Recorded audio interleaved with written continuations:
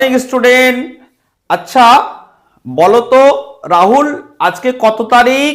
হ্যাঁ ঠিক বলেছো, আজকে হচ্ছে তোমার 28 তারিখ, তাই তো? 28/1/2026। আচ্ছা, তোমরা কোন ক্লাসে পড়ো? পঞ্চম শ্রেণী, তাই তো? আচ্ছা, পঞ্চম শ্রেণীতে পড়ো। আচ্ছা আচ্ছা আচ্ছা, ঠিক আছে। আচ্ছা রিয়া, কি আবার কালকে তুমি স্কুল কেন আসোনি? ও রিয়া, তোমার দিদির বিয়ে ছিল? আচ্ছা, খুব ভালো খবর, খুব ভালো খবর। তা রিয়া, তোমার দিদির বয়স কত ছিল? হ্যাঁ, তোমার দিদির বয়স 13 বছর ছিল? এ মা! আচ্ছা বলো তো মমিতা, বলো তো দীপ্তি, এই যে আমাদের 13 বছর বয়সে আমাদের রিয়ার দিদির বিয়ে হয়ে গেল, এটা কি ঠিক হয়েছে? না না না, একদম ঠিক হয়নি, তোমরা ঠিক বলেছো। আচ্ছা, এই যে 13 বছর বয়সে বিয়ে হলো, এটাকে কি বলে জানো তো? এর একটা নাম আছে, এটাকে বলা হয় বাল্য বিবাহ। ঠিক আছে, তাহলে আজকে আমরা কি আলোচনা করব? না, আজকে আমরা আলোচনা করব বাল্য বিবাহ সম্পর্কে। তাহলে চলো প্রথমে আমরা জেনে নিই বাল্য বিবাহ কাকে বলবো। না, 18 বছরের কম বয়সী মেয়ে কিংবা 21 বছরের কম বয়সী ছেলের যদি বিয়ে হয়ে যায়, সেটাকে আমরা কি বলবো? বাল্য বিবাহ। বলো তো এই বাল্য বিবাহ কি ঠিক? না, একদম ঠিক নয়। তাহলে চলো তো আমরা জেনে নিই এই বাল্য বিবাহ আমাদের কেন হয় বলো তো। ঠিক বলেছো। দেখো, এক নাম্বার কি বলতো, অনেক বাবা মা গরিব থাকে, দরিদ্র, দারিদ্রতার কারণে কিন্তু বিয়ে দিয়ে দেয়। অনেকে কি বলতো, টাকা পয়সার চাপ থাকে যে মেয়েকে বড় হয়ে টাকা পয়সা দিতে পারবো না, তাই বিয়ে দিয়ে দেয়। অনেক সময় কি বলতো, ধর্মীয় কারণ থেকে, ধর্মের চাপ থাকে। অনেক সময় কি বলতো, একটা সামাজিক চাপ থাকে, যার জন্য বাবা মারা কি হয়, বাধ্য হয়ে কিন্তু মেয়েদের বিয়ে দিয়ে দেয় 18 বছর বয়সে আগে। আচ্ছা, এবার চলো আমরা জেনে নিই, এই যদি কম বয়সে তোমাদের বিয়ে হয়ে যায় রনিতা, সুস্মিতা, তাহলে তোমাদের কি হবে বলো তো? এক নাম্বার দেখো, তোমাদের শরীর এবং মনের কিন্তু পরিপূর্ণ বিকাশ হবে না। ঠিক আছে। আচ্ছা, 2 নাম্বার কি হবে জানো তো? তোমাদের স্বাস্থ্য খারাপ হয়ে যাবে। 4 নাম্বার কি, তোমাদের কিন্তু পড়াশোনা ঠিকঠাক হবে না। 5 নাম্বার কি বলো তো? 5 নাম্বার কিন্তু তোমাদের শৈশব তোমরা হারিয়ে ফেলবে। আর কি বলতো, তোমাদের সমাজে এবং তোমাদের পরিবারে কিন্তু অনেক রকম কিন্তু দুঃখ এবং সমস্যার সৃষ্টি হবে। তাই তোমরাই বলো, এই কম বয়সে বিয়ে করা কি ঠিক? না, একদম ঠিক নয়।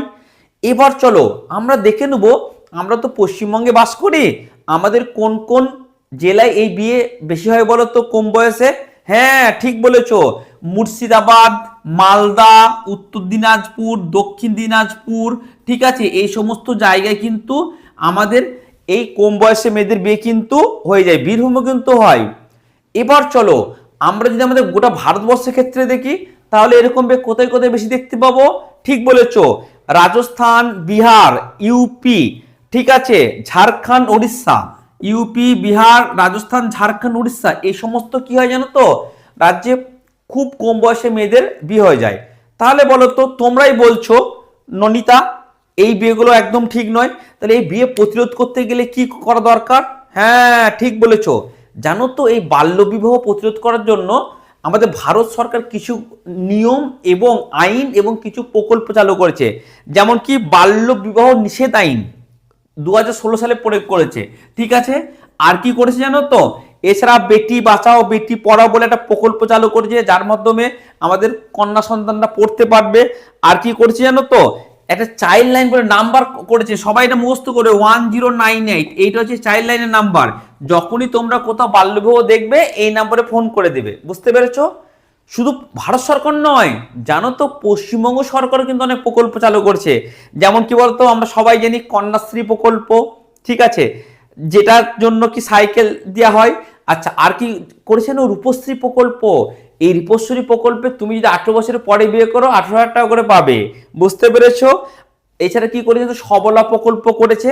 তাহলে দেখো, সরকার তো চেষ্টা করছে এই বিবাহকে রক্ষা করার জন্য। এবার তোমাদেরও কিন্তু চেষ্টা করতে হবে। তোমাদের কি করতে হবে বলো তো? তোমরা দেখবে যেখানেই তোমরা দেখতে পাবে কম বয়সে মেয়েদের বিয়ে হচ্ছে, সঙ্গে সঙ্গে তুমি তোমার শিক্ষককে, তোমার বাবা মাকে বা পুলিশকে বলে দাও। ঠিক আছে, আর তোমরা নিজেরা কিন্তু পড়াশোনা করবে, কেমন, এবং অন্যজনকে বোঝাবে।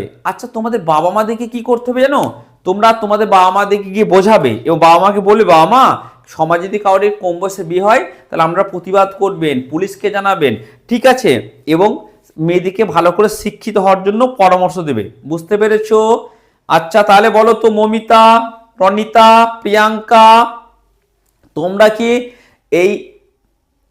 এই দিদির মতো কি 13 বছর বয়সে আর বিয়ে করবে? না, খবরদার করবে না। তোমাদের কি করতে হবে, নিজের পায়ে আগে দাঁড়াতে হবে, ঠিক আছে? চলো তাহলে আজ থেকে আমরা বলি, আমরা প্রত্যেককে মেয়ে আজ থেকে আমরা বাল্যবিবাহ আর কখনোই করব না, বরং আমরা পড়াশোনা করব, যে নিজের পায়ে নিজে কিন্তু আমরা দাঁড়াবো। বুঝতে পেরেছো? আজকে টপিক থেকে আমরা আলোচনা করলাম। এবার চলো, গতকাল তোমাদেরকে কি পড়েছিলাম বলো তো? গতকাল তোমাদেরকে পড়েছিলাম আমি, কি মনে আছে তোমাদের? মনে নাই? বলো, গতকাল পড়েছিলাম বন্যপ্রাণী সুরক্ষা। চলো আচ্ছা বলো তো বন্যপ্রাণী কাকে বলে? লোটাস, হ্যাঁ ঠিক বলেছো। আচ্ছা বলো তো বন্যপ্রাণী কোথায় কোথায় সংরক্ষণ করা যাবে? চিড়িয়াখানা, হ্যাঁ ঠিক বলেছো রনিতা। আচ্ছা বলো তো মাসুমা, হ্যাঁ মাসুমাও কিন্তু ঠিক বলেছে। ঠিক আছে, আজকে তাহলে এখানেই থাকলো। পরবর্তী গেলে আবার একটা নতুন আলোচনা নিয়ে আমরা আলোচনা করব। Thank you. চলুন এরপর আমরা দেখে নেব এই বাল্য বিবাহ সম্পর্কে আপনাদেরকে ইন্টারভিউতে কি কি প্রশ্ন ধরতে পারে। ঠিক আছে, এক নম্বর হচ্ছে সংজ্ঞা ভিত্তিক কিছু প্রশ্ন কিন্তু আপনাদেরকে ধরতে পারে। এক, বাল্য বিবাহ কাকে বলে? 2 নাম্বার, কোন বয়সের আগে বিয়ে হলে তাকে বাল্য বিবাহ বলা হয়? 3 নাম্বার, বাল্য বিবাহ কেন অপরাধ? ওকে। 2 নাম্বার, কিছু কারণ ভিত্তিক প্রশ্ন কিন্তু আমাদেরকে ধরতে পারে আপনাদেরকে। 4 নাম্বার, বাল্য বিবাহ কেন হয়? 5 নাম্বার, গ্রাম অঞ্চলে বাল্য বিবাহ বেশি হবার কারণ কি? 6 নাম্বার, দারিদ্রতা কি হবে বাল্য বিবাহের জন্য দায়ী? ওকে। আপনাদেরকে প্রভাব সংক্রান্ত কিন্তু কিছু কোশ্চেন ধরতে পারে। কি কি? 7 নাম্বার, বাল্য বিবাহের ক্ষতির দিকগুলো কি কি?